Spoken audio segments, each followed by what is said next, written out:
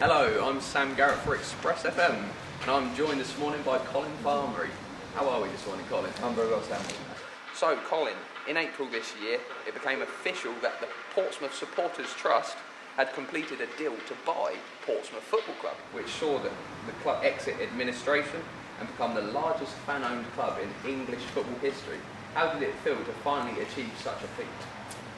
Well, it was a very emotional occasion, if I'm absolutely honest. You know, it had been a long struggle. It had taken about 18 months to actually get the project to fruition since obviously we went into administration in February 2012. But yeah, it was a huge amount of work, and it was a mixture really, relief, happiness, and ultimately, you know, the fact it was a job well done. It's certainly a beautiful moment in the history of Portsmouth Football Club, wasn't it? And what I was going to get onto was the fact that the next day after the deal was completed, there was the 18,000 crowd here at Fratton Park against Sheffield United, a promotional hopeful. They wanted to be promoted, and the fact was you actually beat them 3-0. Yeah, no, it was an extraordinary performance, to be honest. I mean, it was literally a perfect day. You know, the sun shone. We had that fantastic ovation that kind of Ian McInnes and Ashley Brown had before the start. We went out and in the first half played as good a football as I've seen in many a year, and we won the game. You know, you couldn't make it up really. It was a fairy tale. As I mentioned, Sheffield United, Pompey actually managed to pull off really good results against other teams that were looking to be promoted. Did this give you the confidence for the coming season despite relegation to League Two? Yeah, well, I think one of the reasons why Guy Woodson got the job is because I think since February or January-February time, I thought we did an extraordinary job pulling together a squad, you know, and literally on buttons. You know, he was trying to put the squad together on fresh air, and some of those players are obviously still here now. So I think the fact that we you know, probably between in March and April actually had pretty much League One promotion playoff form. You know, it kind of gave us the sense that the core of players that Guy signed, plus the ones he signed on top, you know, we're hopeful that we can have a good season. Definitely. Well, the club were ultimately given that 10-point deduction, and much to the delight of supporters, it was at the end of last season rather than this season. So, what do you think about that? Well, I always argued that it was the right decision because the league had made it clear back in July of 2012 that the points were going to come off in the 2012-13 season, and yes, it dragged on a lot longer than we expected it to in terms of coming out of administration. But I always argued that the effect of that points deduction was felt in the 2012-13 season, and to have carried it over to the following season would have been a perverse outcome. So I think it was the right decision. Fair one. Yeah. Well, Pompey managed to sell out the Fratton end with season tickets and exceeded the 10,000 mark. Such a remarkable achievement, which no doubt week in and week out home records will record the highest attendance in League Two. This is a testament to what the club is about, what you've achieved regarding the fan ownership and the pride fans have for this very football club.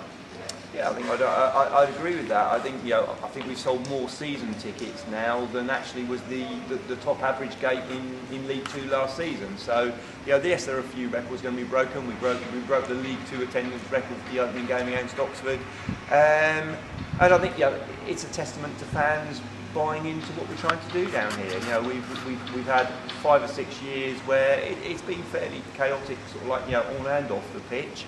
But now we've got some stable roots. We're community owned.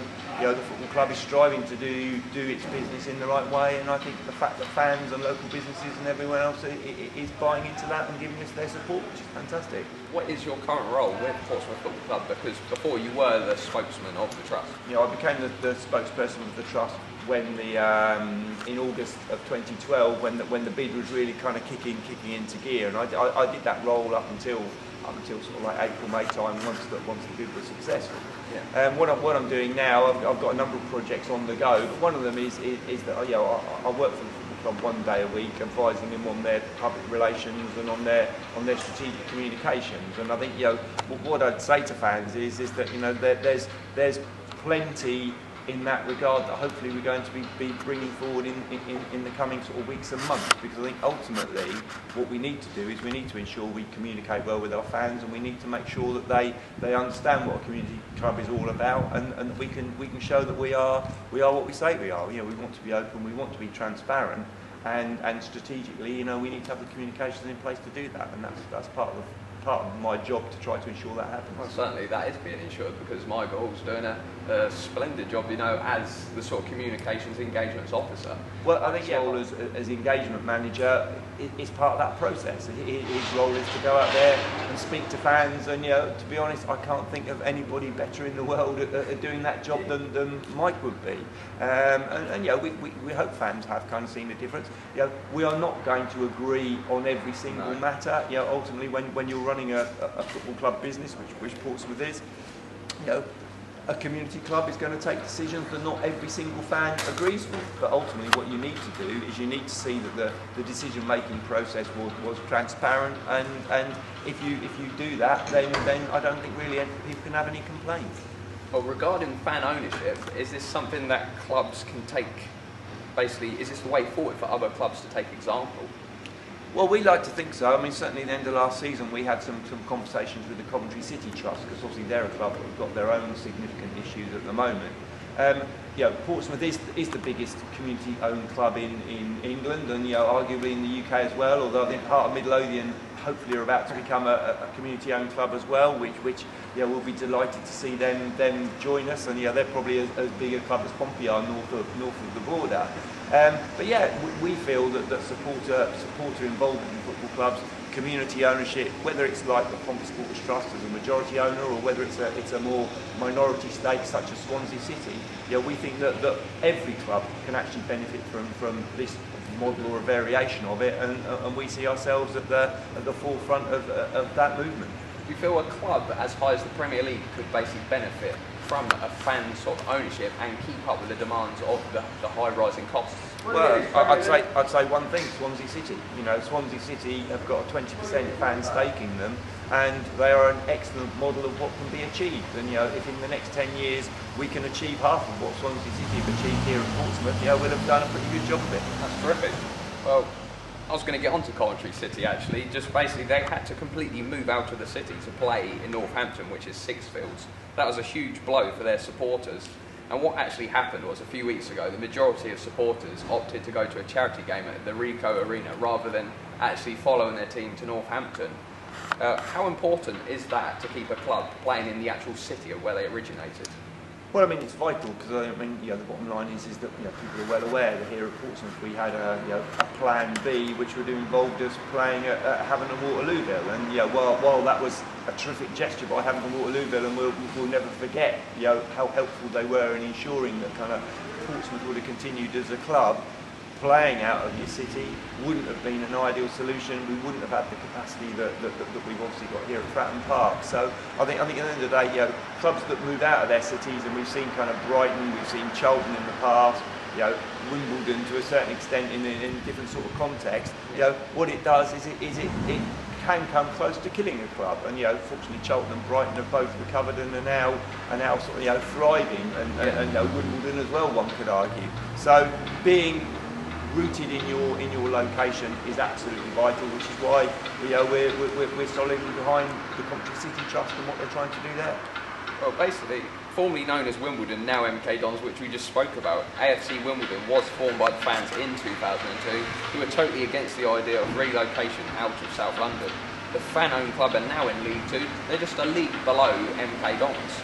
You must feel pretty delighted that, basically going back to what we said about not having to move out of the city, you must feel pretty delighted that you've managed to stay in Portsmouth, and I'm sure Fratton Park is part of the future. Yeah, exactly. I mean, being in Portsmouth is central to the success of our project, and you know, Fratton Park is a famous old ground, and we're delighted to be here. That's great. How important is the academy to the development of Portsmouth Football Club? Obviously, last season we saw them triumphant with a 4-2 win over Luton Town, which sealed the league for them. Yeah, I mean, yeah, the academy has done a fantastic job. We've got some young players coming through at the moment who you know, even if they're not necessarily pushing for a first team place at this precise moment, I'm sure that, you know, they will be coming through in the fullness of the time, perhaps with the experience of some games out on loan. Developing your own players is an important thing, and it's an important thing not only because you want to, in effect, kind of like potentially make yourself a profit when you sell that player on, or create yourself a first team player that you don't need to go somewhere else and buy. But I think it's also important because kids growing up in Portsmouth, they need to have a chance to play for their hometown team, and we would like to think that any kid in Portsmouth who's got a bit of talent at football would want to come and play for the Pompey Academy. That's all you want in your city, is to have that community vibe and obviously sign young products up. Andy Orford, who was actually the assistant manager for some time, chose to go back to the academy alongside Paul Hardiman. How important is the role they play? Well, it's crucial. I mean, Andy and Paul obviously know Portsmouth Football Club inside out. They've served the club for many years in a variety of roles, not least players. So the fact that we've got a team here at Portsmouth, the coaching staff who are people who get what Portsmouth Football Club is, and they buy into the concept of the community club, it's essential, really. Where will the academy be playing their home games this season? Obviously, last season they had Wesley Park, Bogner's Ground, and also Furs Lane. Is Furs Lane still the sort of location? That's my understanding. Obviously, we're doing some work with the university to kind of get that training facility and home ground for the academy up together, and I don't think we're quite there yet, but I believe that's still the intention. How important is the relationship with the local amenities, such as the university and local clubs who can possibly loan your future players? Well, I think the thing is that we want to have a good relationship with the whole community in Portsmouth, and clearly, for example, the university is a good example where we're working hard to come up with a facility that is going to be a training facility that we can be proud of, and we're confident that we're going to have that fairly soon. But all businesses in Portsmouth, local football clubs, we want to have a good relationship with them. We are the senior football club in the greater Portsmouth area, and we want to have good relationships with all our local clubs, and if we can have a mutually beneficial system where we loan them players, then that's got to be a good thing. Well, lastly, what I was going to get onto was, what are the present and future sort of aims for the Trust and Portsmouth Football Club going forward? Well, I mean, I think we want to be the best football club that we can be. We're ambitious. Certainly I supported Portsmouth now for over 40 years. When I started supporting Pompey, we were a club that was aspiring to be in the old First Division top flight. I still support a club that I believe ought to be aspiring to be in the top flight, and I believe that we can become that as a community club. Where realistically do you feel you can finish this season? Well, I think Mark Catlin, the CEO, has made it clear that we've got a wage budget that will probably put us somewhere in the middle of League Two. But we're really pleased with the players that Guy's brought in. He seems to have put together a competitive squad. We felt they played very well against Morecambe. I think this team is still bedding down. We probably won't know till the end of September, beginning of October, exactly how good they are. But I think there's a good feeling here, and we think that we can finish well up that league. That's great. That was Colin Farmery from Portsmouth Football Club speaking to us about fan ownership and if it's the way forward. Thank you.